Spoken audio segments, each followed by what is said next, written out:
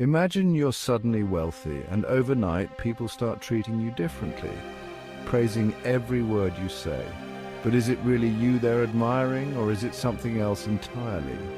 This story will make you think about how society views wealth, power, and influence.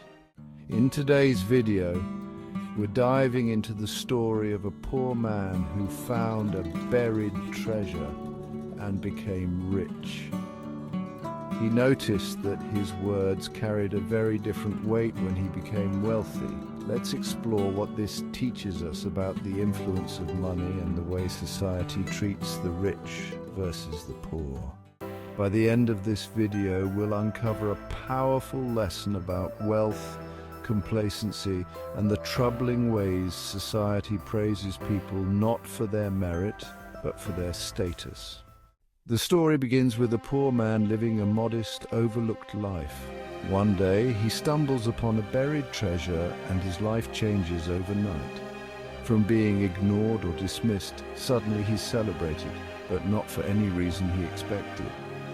It's not about who he has become, but simply the wealth he now possesses.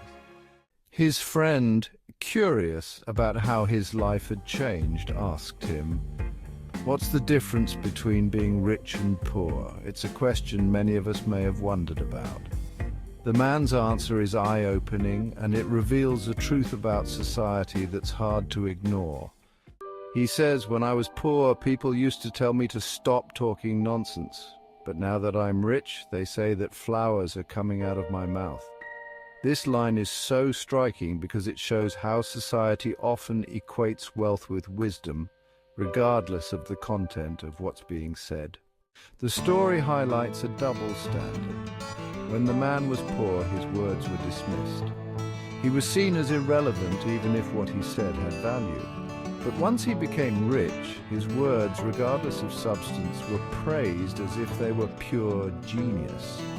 What changed? Not his ideas, but his status. This story makes us question how wealth influences the way people perceive us. The moral isn't just about the man, it's about society's attitude toward wealth.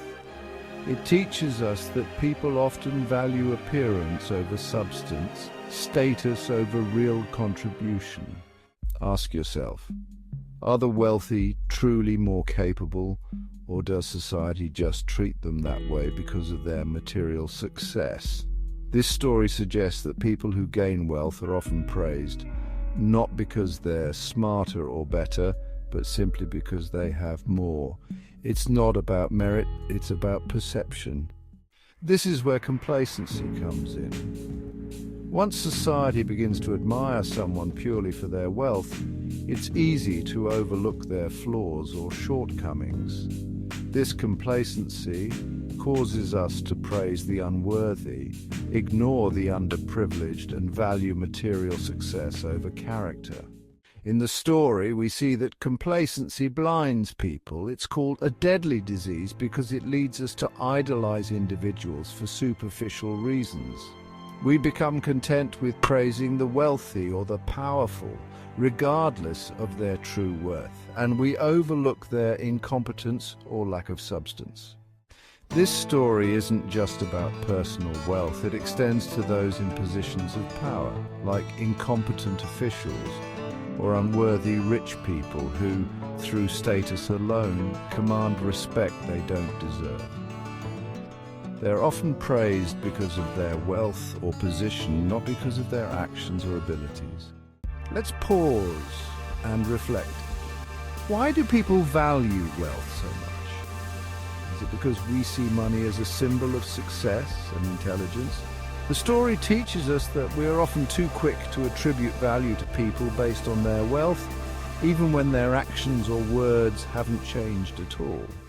When we praise the rich and the powerful without question, it creates a society where people stop striving for true excellence. Why work hard to become competent or skilled when you can gain praise just by being wealthy?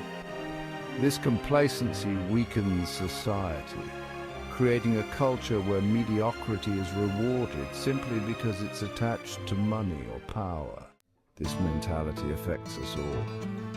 When we allow complacency to take root, it creates a world where the rich and powerful stay in control, even when they're not the best leaders, thinkers, or contributors. It diminishes the value of true talent and hard work. Think about the world today. How often do we see celebrities, influencers, or even political leaders being praised simply because of their wealth or status? Their ideas and actions are sometimes no better than those of others, but their position allows them to receive praise that they may not deserve. Look at the rise of social media influencers. Many people with large followings are praised not for the depth of their insights, but because they have fame and wealth. Meanwhile, others who may have more meaningful things to say go unheard simply because they lack the platform or wealth to amplify their voice. This also extends to politics. How many politicians are praised for their words and ideas simply because they're in positions of power? The complacency that the story warns us about is alive and well in the way we treat the wealthy and powerful today. So, what can we take away from this story? The moral is clear. Complacency is dangerous. It leads us to overvalue the unworthy rich, the incompetent, and the self-interested. It causes us to admire those with wealth or status, even when they don't contribute anything meaningful. As we navigate our own lives, it's important to remember that true value comes from character, merit, and contribution, not wealth alone. We should question who we're praising and why. Are we celebrating people for their substance or just their status? Let's aim to create a society where we praise real worth, not just material success. This story has shown us how easily society falls into the trap of complacency, admiring the rich and powerful without asking whether they deserve it. But it doesn't have to be this way. We can choose to value people for their character and contributions, not just their wealth. If you found this story thought-provoking, consider how. Stay blessed.